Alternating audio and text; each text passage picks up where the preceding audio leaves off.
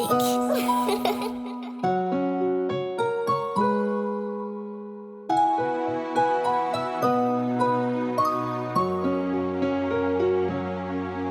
Mba efa ela ihany aho no naniranaom-po indraindray manonofo mihitsy aza mo. Isaky ny mahitanao aho nde midoboka ny foko mipararetra ka nitsokany aho andro. Faramba tsapanao fotsy mora tsapako ny fihetsika zay niezako atao efa niezaka fa tsy haiko raha hitanao ny anatiko ao. Faramba tsapanao fotsy mora tsapako ny fihetsika zay niezako atao ny fokotsy hoanina fosoka fako miamba ho hitanao. Feno fanirinan aho ny ampifaly anao fijaliana tsy aho fa ny androtsirotsy sy anome fity vaovao.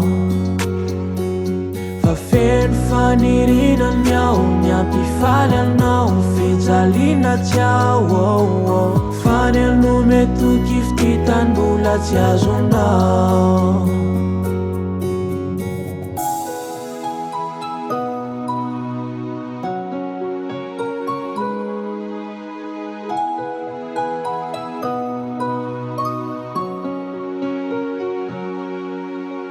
Hitako indray nareo lay mifamaly ianao tomany de anantonao de anotany hoe raha tsinjakanao tsony azadiny zay eto ihany fononao nianasitrana zay noratrany.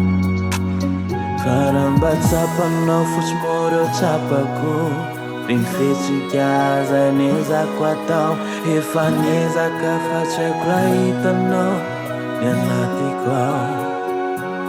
Faramba tsapanao fotsy mora tsapako ny fihetsika zay niezako atao ny fokotsy hoanina fosoka fako miamba ho hitanao. Feno fanirinan aho ny ampifaly anao fijaliana tsy aho fa ny androtsirotsy sy anome fity vaovao. Fa feno fanirinan aho ny ampifaly anao fijaliana tsy aho fa ny anome toky fity tanbola tsy azonao.